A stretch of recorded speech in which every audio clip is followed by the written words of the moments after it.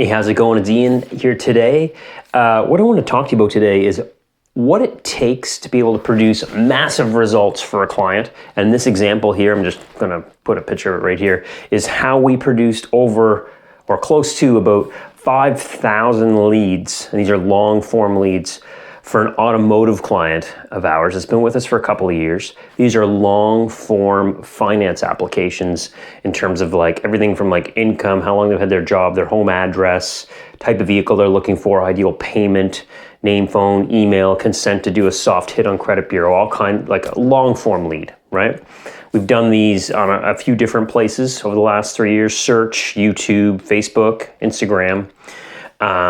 But there's a few things that hold true to be able to produce these type of results for a client. And I can tell you that when you're producing these types of results, especially as long as the quality's there and your client is getting the return they need, the client doesn't leave. Because why would they, right? It's huge ROI for them on their spend. So there's 5 key things, and a couple of them are really, really important. But the first 3 here I'm going to talk about are really what we need to know up front when we're first starting with a client. And something that I say all the time is keep in mind why it's important to specialize in a particular market with a particular type of business as I go through these. Because you'll start to realize over time when you get into it, it's not really possible to produce massive results in multiple markets or multiple verticals and follow these 5 things without charging exorbitant amounts, right? And taking up massive amounts of your time. So let's take a look at this. So the first thing we got here is a market understanding, okay? So what I mean by that is, you know, your client has an understanding of the market, which is centered around their business. So they believe they know how it works based on how they want it to work, right? They believe that why wouldn't everybody want to do business with them? They believe that they know how it should work, but they just haven't found anybody to implement it the way they want it to work yet. And that everybody else has been wrong, everybody else fails. And this is kind of a story that a lot of clients tend to tell themselves, especially those that are trying a lot of stuff, right? They're working hard. They're entrepreneurs. They own their own business. They want to scale. They've worked with other marketing companies before. Obviously, it hasn't worked out for them, or they'd still be with that company, right? And now you're talking to them. So you need a market understanding beyond what they think the market is. So how do you get that? Of course, you're going to interview your client, but you need to ask them specific questions. Don't just let them tell you the story. So you want to ask them, like, definitely want to know what they've done before and why that did or didn't work, right? You want to know what they know about their competitors and how they're making things work. You want to know what the ideal situation would look like for them, like what is the ideal type of lead or prospect, going to be, and have they had those in the past, and what percentage of their current leads or prospects that come through the door or on the phone or whatever are like that. And you'll start to find that usually there's a misconception. There's a unrealistic expectation that they want all A leads, all A prospects, when really that's just not going to be possible. 10% or 15% are going to be those A's, and the rest are going to be B's and C's in terms of equality, right? But so you need to know, you need to understand the market. You need to know the lingo. You need to know how what the consumer is seeing. So you need to visit lots and lots and lots of sites. You need to do searches on, Google search and Bing. You need to look at Facebook ads library. You want to go into VidTow and look up YouTube ads. If you get AdBeat or something similar, you want to look at native ads. You want to see every ad you can possibly get your hands on for that market to understand what's the language and what's the market, what are consumers understanding as the way things are being done now in this business. So in the auto finance space, that's exactly what we did. And we got really good at this space because we looked at what are all the competitors doing? Who are the big marketing companies? Who are the big lead providers? What are people saying in search ads? What keywords are searched? What are people saying in like Reddit about things like this, or Quora, to figure out how people are complaining or talking about this type of industry when we need a car loan, right? You need to uncover that information and have a solid understanding as if pretend you're a customer in that market. That's the first thing. Now, the next thing you need to know is you have to understand what's working now, currently, for competitors and other companies.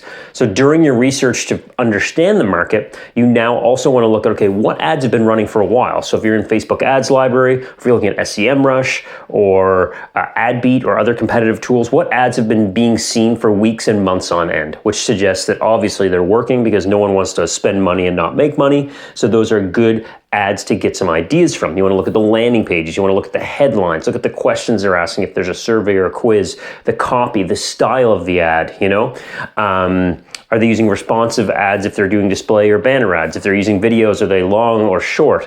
Are they spokesperson? Are they slideshow? Are they, selfie style or more professional? On Facebook, what kind of images are they using? More homegrown images, or are they using like stock images? These things are very important. I tend to sometimes I use sticky notes like this behind me, and I'll put all these things I find, or I'll start a mind map. I use a tool called MindMeister for this, or you can do it on just a yellow legal pad. But you want to gather all the information up that you can possibly find so you understand what's working now. Now, an important thing to take here is I am not suggesting that you rip and run someone else's creative. I'm not saying just copy someone else's video, or copy someone else's Facebook ad, or copy someone else's landing page, because that may get you short-term results, but there's a whole bunch you don't understand beyond just looking at that ad. You don't know what audience is. You don't know how many leads they've run and what the account history is, if they're able to run broad, similar, lookalike audiences. Is it retargeting, bringing in all the traffic off that ad? We don't know. There's too much. So be hesitant to just say, oh, look, that's what that company's doing. They're the leader. I'm going to rip that and run it myself, right? But you do want to make sure you understand what the benefits are in the hooks and the emotional appeals and things like this, so that we can, when we get to number 4 here, you'll be armed with real life information, okay?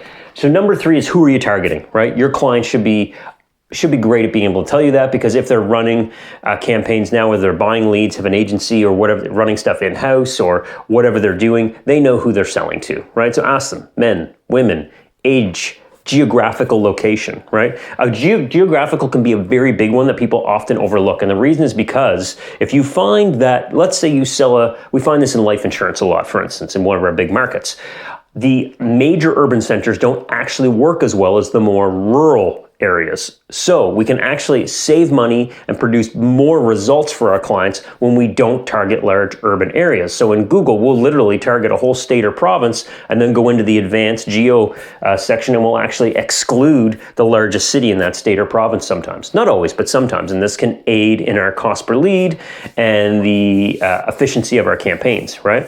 Okay, so who to target. You need to know as much as you can: parent, non-parent, homeowner, non-homeowner, age, gender, kids, right? Geographical location. You don't necessarily need zips and postal codes, but I can tell you the cities, towns, suburban areas, and you can figure that out on your own, right? Now, 4th is you need to innovate on the hooks. This is all the stuff that you need to do as groundwork. Now, everything else is what's going to be the ongoing forever to generate this type of results. And we're talking about like thousands and thousands of leads for a client, right? So innovating on hooks is exactly what you're probably thinking. You need to look at what's working now and maybe twist it to make it your own, but then you need to be able to innovate to your entirely own ideas, right? And this is the hardest part, and it's why I preach so much that people need to become at least a half-assed copywriter in order to create long-term success in this industry as an agency owner, freelancer, contractor, whatever you're going to do. I've said these multiple times, but if you don't own them, get the book Cashvertising, which is about $20 on Amazon. Also, there's some great stuff you can read at the Gary Halpert letter, which is a free newsletter archive of a great copywriter from a couple decades ago, Gary Halpert. You can also get his great book called Boron Letters, which is available in Amazon as well on Kindle or hard copy. If you are serious and want to get good at this, then spend a couple $100 on a book called Breakthrough Advertising, which was written by Eugene Schwartz, and now the publishing rights are controlled by a gentleman named Brian Kurtz, and Eugene Schwartz's widowed wife. That's who owns the material on that. That book's like $200, but if you're going to buy any one thing, get that. Anyways, I digress. But those tools, get those, study them, read them, highlight them, take notes, right?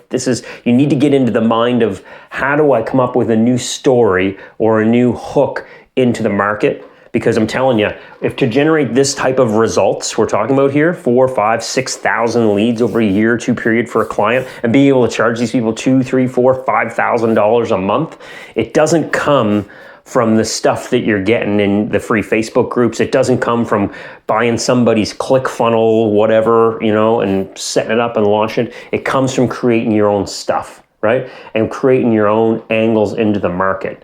And it could be maybe targeting a sub grouping of everyone. So maybe you want to try and, in our case for auto finance, maybe we just want to target mothers, or we want to target fathers, or we want to target parents, or we want to target seniors, or we want to target, and then, or maybe you target all of them and you come up with slightly different hooks and angles on how you're going to speak to all of them in the market, right?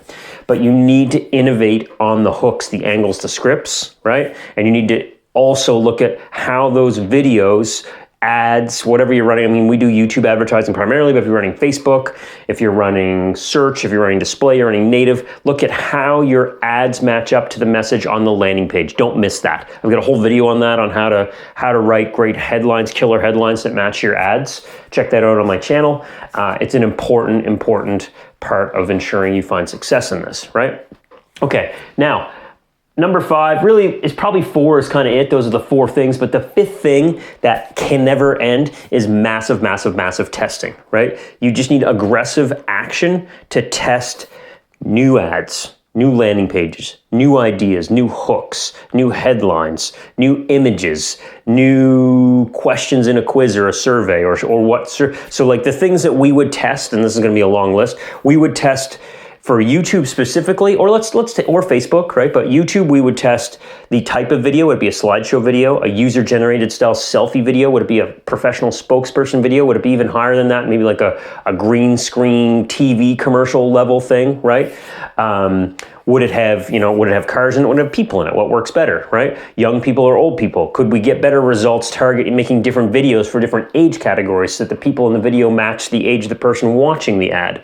On the landing page, what question would work best first? And how we ask that question, how can that improve if people start to take our survey on the page or don't take our survey on the page? How does the headline on our landing page help people start the survey or not? How many questions do we ask? What order do we ask them in? Do we use buttons or a slider for different pieces of information? All of this stuff adds up to big gains, right? It's not one foul swoop that you go from like one level of results to another. It's small incremental builds on your baseline. So if your baseline is that you're able to get traffic for X, convert it Y, so you get Z results, right? That's where you start at. So now to scale up your Z results, let's say you start off spending $5,000 and you get 50 leads, so it's $100 a lead for your client. That's what, and they're okay with that and they're paying you whatever they're paying you, right? How are you going to get that $5,000? Do you need to get that $5,000 to produce 200 leads? Or do you need to be able to feel confident you can consistently get 100 leads and scale it up, or $100 a lead and scale it up to like $50,000 in spend? Or where does that have to go in terms of managing that account?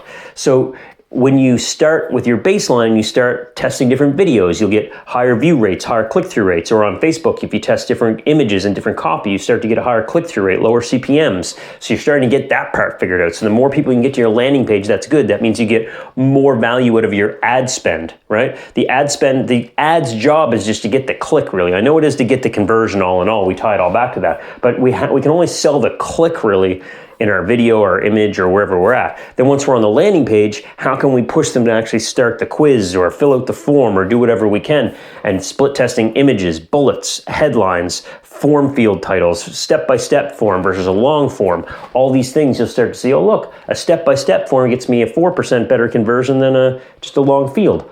This headline gets me 3% better than that headline. These bullets improve this 2% versus this. This all adds up to suddenly we're getting, instead of getting 10 leads for every 100 clicks, we're getting 18 leads for every 100 clicks, right? And these things quickly multiply on themselves, right? So this is just a sort of a very short, condensed look at what it takes to produce that type of result, 5,000 leads in less than a couple of years for a client. It's very doable, right? But it takes commitment to make it work. It takes commitment on testing different creatives, testing different headlines, tracking everything, and not just going willy-nilly at it and putting it up and being like, that didn't work, right? It's very easy for us to become complacent and feel frustrated when things aren't easy to get results. And if we become complacent and get frustrated, we're not going to keep that client, and eventually that erodes our confidence in our ability of what we're trying to do, and that comes across when we're trying to acquire new clients, and then it's just a downward spiral, right? If instead we take a very analytical and action-oriented approach at this, and we track everything and test everything and strategically make a plan on how we're going to improve our results for that client or that market, then we start to build our confidence, because we start to realize, I can solve this. I will come up with the solution. I will figure out what it takes. If it's 20 more videos or 20 more ads or 10 page split tests or whatever it is, or 100 different audiences, we will solve this. And when we can speak to our clients and say, this is what we're doing, this is what didn't work, this is what we're doing now, and we're not going to give up until we get results on this. Not everybody's going to go along for the ride, but a few of them will. And when you build that type of confidence in that market and you solve that client's problem, you're getting that client results, that's going to allow you to scale to other types of businesses like that one in other geographies, cities, states, provinces, countries, and you'll be the person that knows it better than anybody else, because you put the hard work in and didn't give up to figure it out when things weren't going easy. So a little bit of motivation, a little bit of tactics, I guess, right? So I hope you enjoyed this one, and we'll see you in the next video.